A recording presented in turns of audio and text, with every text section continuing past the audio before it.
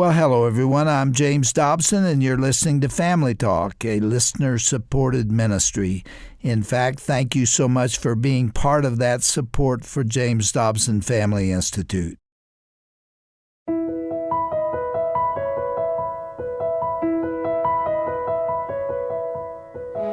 Well, welcome back to Dr. James Dobson's Family Talk. I'm Roger Marsh. Today on Family Talk, Dr. Alex McFarland is back on the program to discuss how to impart truth to young people today. Also, the promise of Christ's love, forgiveness, and the hope of eternal salvation. This is part 2 of a conversation he recorded with our own Dr. Tim Clinton at the recent National Religious Broadcasters Convention in Orlando, Florida. Dr. Alex McFarland is a Christian apologist, author, evangelist, teacher, and he's an all-around good guy. He's also quite the Beatles trivia buff.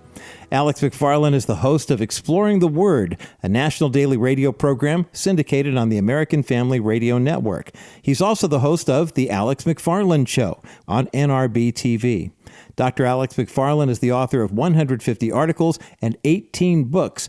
In the early 1990s, he created the Truth for a New Generation conference that continues to help teens and young adults become warriors for God's kingdom, and that program continues nonstop to this day. From 2001 to 2005, he served as president of the Southern Evangelical Seminary and College in Charlotte, North Carolina. Dr. Alex McFarland and his wife Angie make their home in North Carolina. Let's join Dr. Alex McFarland and Dr. Tim Clinton for part 2 of their fascinating conversation on the topic of truth for a new generation. No apology necessary, right here on Family Talk. Alex, welcome back. What a delightful conversation yesterday as we talk about today's generations and truth for these generations. As we get started, yesterday we referenced how a lot of Christian parents are doing a great job, love and limits, but they're in a culture that is just like going against them in every way. Did you see recently where Target stores had those tuck-friendly bathing suits, etc., in their pride section and more? I mean, it's just like it blew up social media, but you start thinking about everything that's out there, wanting to, quote, just baptize these kids, immerse them in this wokeism culture. Alex, it's horrifying. It is a hypersexualized culture. Yes, I did see that about Target. Just a few months ago, my wife texted me. I was on the road. She went into a Target, a place that we generally don't shop, I have to tell you. She texted me right in the front were these things for elementary and middle schoolers, T-shirts about drag queen pride and booty call this and that, T-shirts with pro-gay, LGBTQ, trans, drag queen pride. These were like children's clothes. I've got the photo in my laptop. That is just inexcusable. That is inappropriate. But moms and dads are smart. I mean, they are being very savvy about where they shop and what they let their kids have because, Tim, life for a Christian is stewardship. And there's really I believe, no higher stewardship than our children. I mean, job one for mom and dad is to show them Jesus. Yeah. And we've just got this little window of time, 18 years. God help us. Yeah, seriously. I know. When you're up against a culture that, by the way, is coming at our kids primarily through that phone, that digital device, that online world and more, and we got to be honest, kids are living up in those zones, and they're getting innuendo messages about sexuality and everything every day. That eventually it begins to erode a lot of what they think, how they feel, how they act. Yeah. In the midst of it, Alex, what concerns me is, parents getting defeated, discouraged, frustrated, and then a little bit of a disconnect begins to happen between, say, mom and dad and their children. And we know how important relationship equity is. That you've got to stay close. Things like family meals are really important to healthy families or the development of healthy children. Yes. But Alex, speak to that issue. I mean, with all that's coming against them, what can you speak into mom and dad's heart in the midst of this battle? It's funny, Tim, as you were talking, I remember a James Dobson quote that I got from a book, and you probably know this quote, but James Dobson said, it's not chains that hold a marriage and a family together, but threads, 10,000 threads of special memories, moments together. And it's like a tapestry. It really is. Mealtime. One of the studies that I came across a couple of years ago, of any demographic that is least likely to ever be incarcerated in America, it's Jewish males. And they looked into this. The families right now most likely to still have mealtime together and an unplugged mealtime are conservative Jewish families, sociologists say. And they discovered that over the breaking of bread is, the impartation of values, but just time together. And mom and dad, you don't need money, you don't need all sorts of savvy to do what I'm about to say. What you need with your children, and what your children really do crave, is time. Time. I mean, we can do this. And what I'm about to tell you comes from 500,000 face-to-face interactions with teenagers over the years. And we've done so many thousands of survey cards and, questionnaires. Kids are so tangibly shaped when they see authenticity in the lives of mom and dad. Now, this goes back to two scriptures, Deuteronomy 6 and Exodus 13, that basically dad and mom and dad, but especially a godly man in the home, is living in such a way that your son and daughter says, Dad, how do I have what you have? When it comes to pass that your son will ask you, why do we do these things? Then you will say that God delivered us. And so I'm going to throw an assignment to the men out there. There was a Harvard University study that when couples have a faith moment together daily, now you and I, we might say, have devotions. But the divorce rate, according to a Harvard study, 1 divorce in 1,100 couples.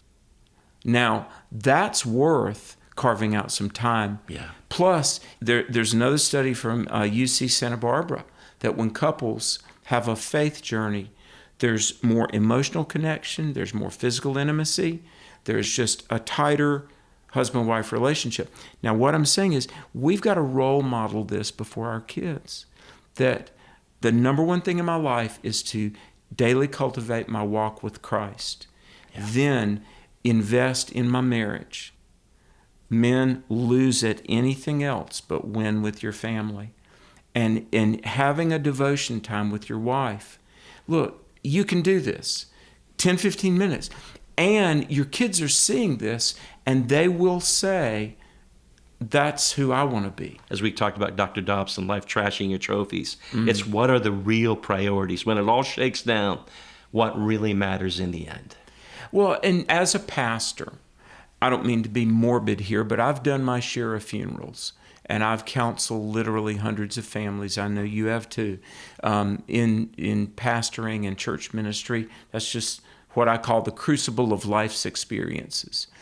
I've never done a funeral where they said, oh, wow, we had the best, cards or whatever. It's always like, I remember Mom's baked spaghetti. It was the best you'll ever have. I remember that day that Dad taught me how to hit a baseball. I remember Grandpa taught me how to change the oil in the car. Mom, she always made a card for my birthday, whatever. See, this is what we're going to... Strands of connectedness. It is. I became an interim pastor down in Bedford, which is a small town south of Lynchburg. And it was like the first week I was an interim pastor, I was in the ER at 3 a.m. And I've noticed something going to visit people, like I say, at these life moments. I'm telling you, when you're in the final moments of the fourth quarter, and I've been in many an ER, all you're going to care about is God and family. What did I do for my Lord? What did I do for my loved ones? So, folks, I'm going to save you some time as a preacher that's been there and done that, and I know you have too. When it all boils down to what we take with us and what matters most, it's God and family, isn't it? Dr. Dobson, through the years, has had that theme of be there. The greatest gift you can give to your kids is a spiritual heritage. and that one day you'll be there in heaven together.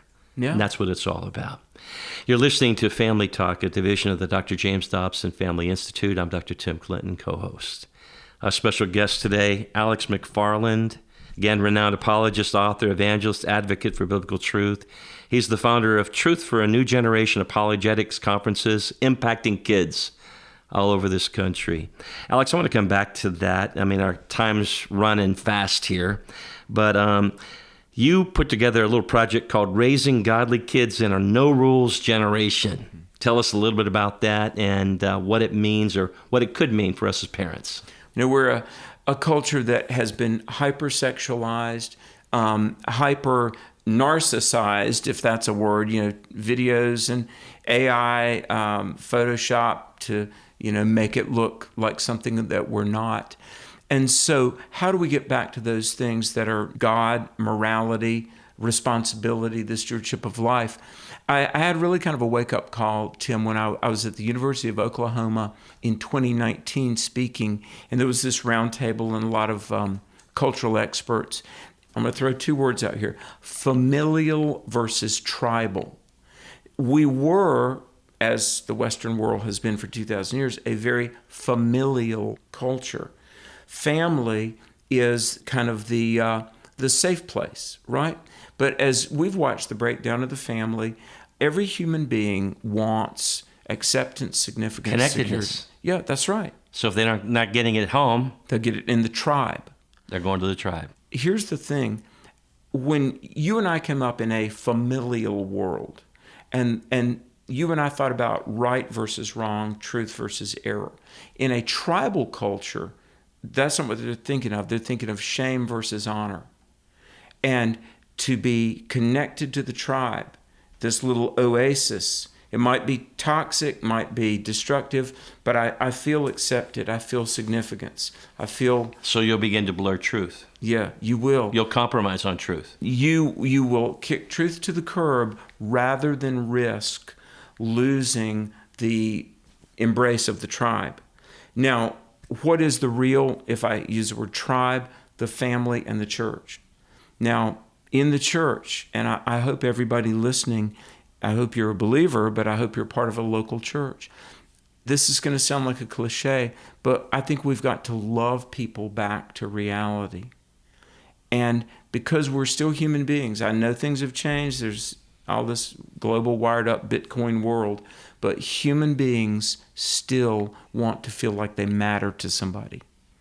And when people know that you care about them, and I don't mean just wishy-washy, throw truth and standards out the window. I'm not saying that. But when people know that you're there for them, they truly, truly matter, and you love them unconditionally, they will listen to what you have to say.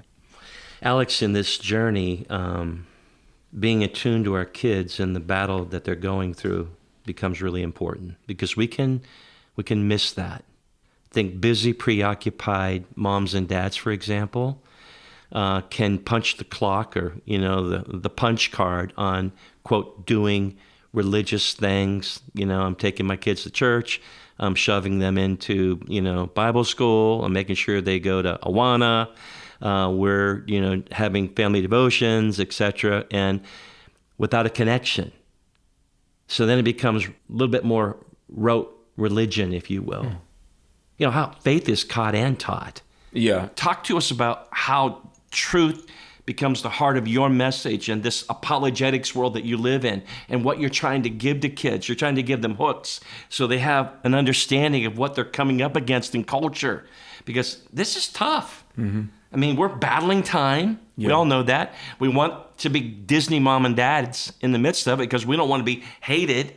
And at the same time, we're trying to give them something to hold on to, something to believe in, something that makes sense. Am I making sense to you? Oh, yeah, absolutely. And I know this is kind of a cliche, but kids are overscheduled. Kids are way too busy.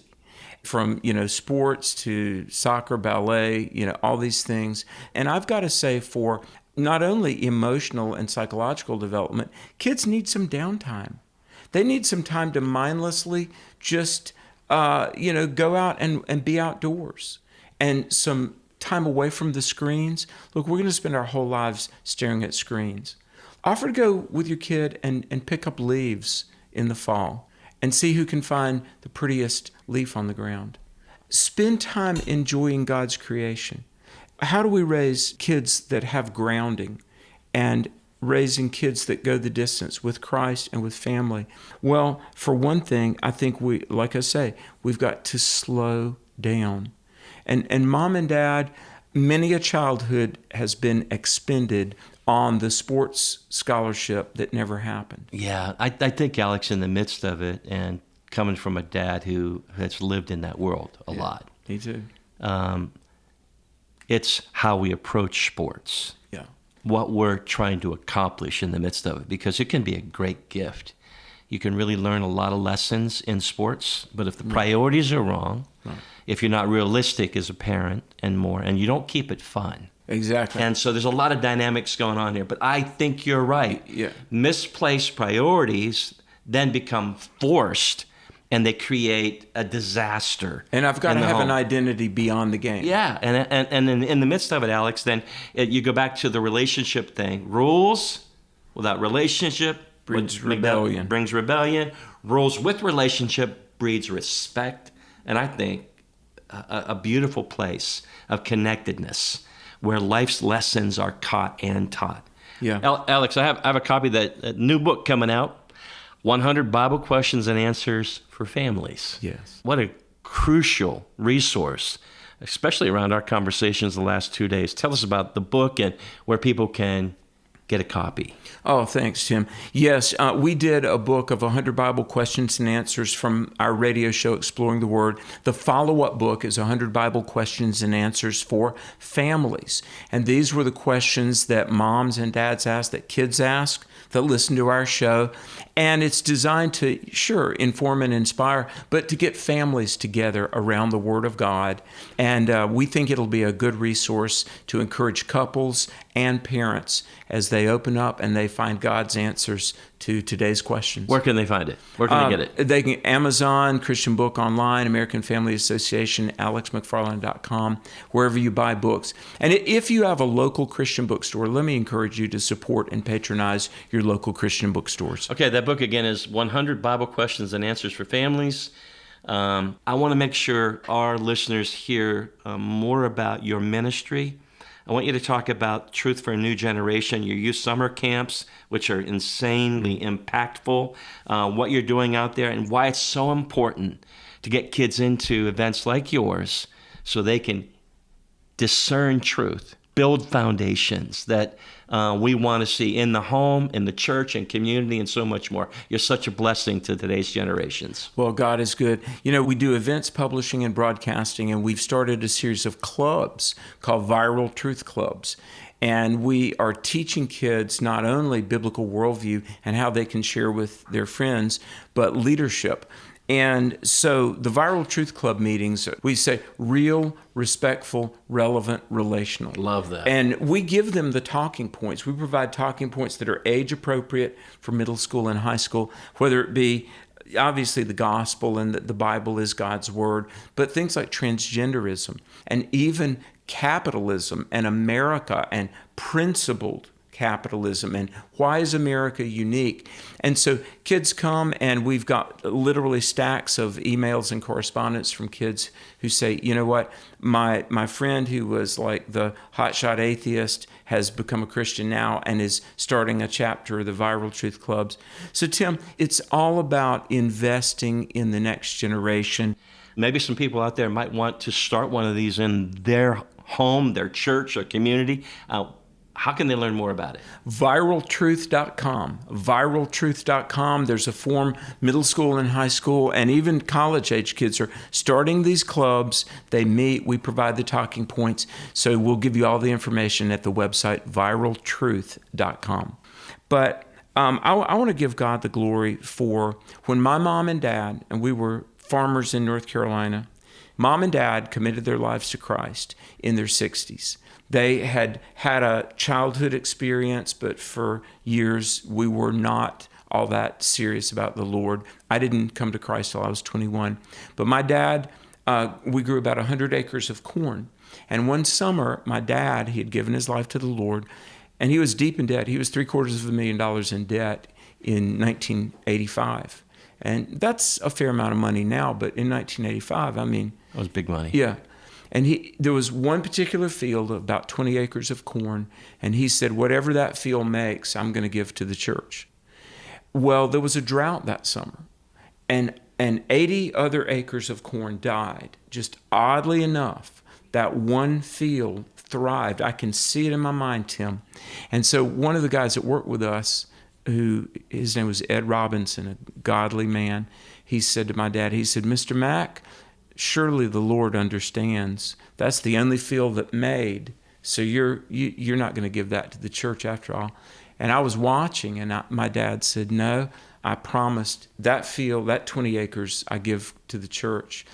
And he did. That was huge. That was right before I trusted Christ. But I remember the thing was, Tim, I was like, wow, this is real. My dad's committed. What I'm saying is, when we're authentic and we're genuine, and the Lord Jesus really is our priority.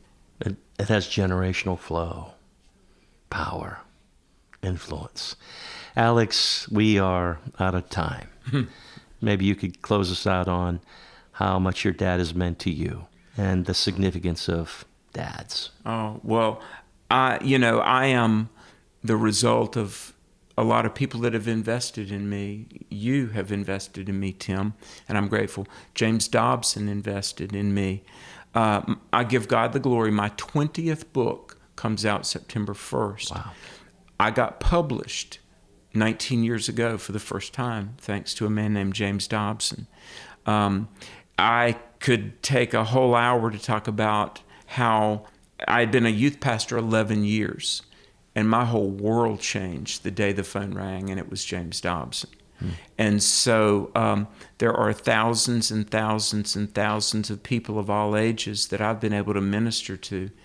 And Dr. Dobson and Shirley share in those rewards because he opened the door for me, gave me my start, my real start on the national level. But my dad went to be with Jesus in 2007. And my dad was a World War II vet, lost an eye in a plane crash in World War II. My dad only could see out of one eye. So, Tim, I'm very proud of my dad. He was not a real touchy-feely guy. He was a pretty tough guy, World War II vet, businessman. Kind of indicative of that generation. But here's the thing. My father, he served his country. He served his spouse. He served his church. He served his children. And I want to be on record saying that I thank God that I was born into a Christian family, and one day I'll see them again. And until then, I want to be faithful. And maybe God's work in my life would inspire somebody else to be faithful as well. Well, Alex, your conversations over the last 2 days have been a gift to us, and we're grateful. And I am grateful for your love for today's generations, and keep us dialed in and winning that battle. And it starts at home and in the church and in the community and more. But on behalf of Dr. Dobson, his wife Shirley, the entire team here, we salute you and pray that God would continue to strengthen you for such a time as this. Thank you for joining us. God bless you, Tim.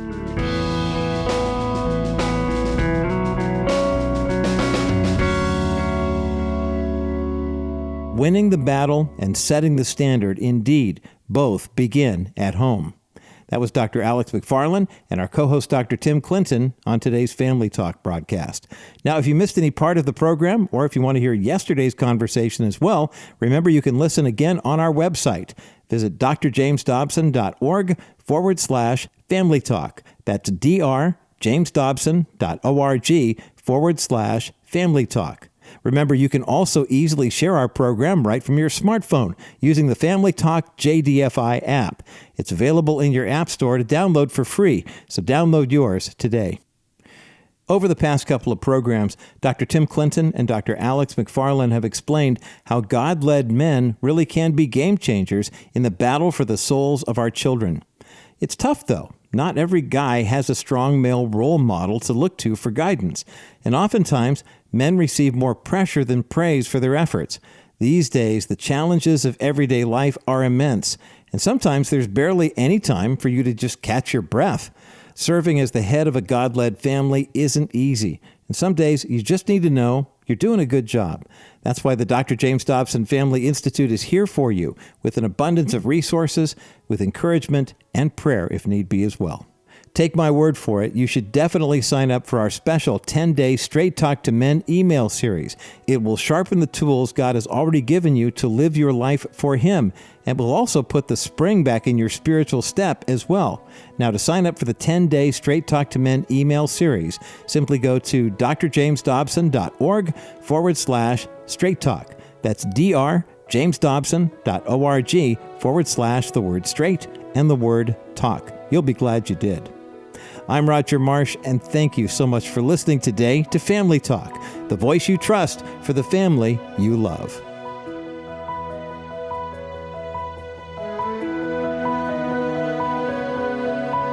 This has been a presentation of the Dr. James Dobson Family Institute.